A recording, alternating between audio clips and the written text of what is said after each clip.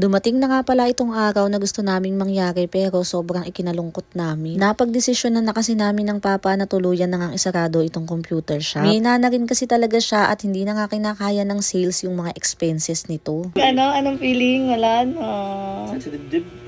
At ngayong araw nga pala na to ay dumating na nga yung buyer ng mga PC. Bali, pinatake all namin to dahil nga diskless setup siya. Kung meron man ngang pinaka nalulungkot ay itong si Papa Yu. Dahil nga ito talaga yung shop na kanyang pinangarap. Kaya lang, kailangan na nga talaga namin siyang bitawan kaysa naman mag-abono pa kami ng mag-abono. Bali, nanggaling na nga pala dito si buyer kaninang tanghali at na-testo sawa niya na nga yung mga unit namin. Sobrang smooth pa nga nitong mga unit namin mga mi dahil nga wala pa tong isang taon tapos hindi naman tubugbog sa paggamit. Bukod doon ay maganda nga rin yung specs namin. Ginabi lang siya ng pag-book dahil medyo na-delay yung pasok ng payment doon sa aming bank account. At nung nag-reflect na nga sa account namin yung bayad, eto't na-i-book na rin agad. Wala na nga pala yung mga box nito kaya naman ginawa na lang ni Papa ng paraan para hindi maging maalog doon sa sasakyan habang bumabiyahe. Bali 20 clients to tapos meron na ring server. Masakit talaga sa amin na ibenta to dahil nga first time namin na meron nga kaming business na mag-close. Pero ayun nga, meron talagang pagkakataon na kailangan na nga natin mag-let go. Hindi na rin kami magtangka na lumipat ng pwesto dahil nga meron na rin kaming plano sa papagbebentahan nito. Pagkatapos nga, ito na lang mga tables yung natira. Tapos, ang gagawin namin, renovation pa nitong pwesto para nga maibalik namin sa dati. Hindi kami naka-ROI sa business na to at ayun nga, lugi nga siya. Ganun nga talaga siguro ang business, trial and error siya. Hanggang dito na lang muna. Thank you, thank you.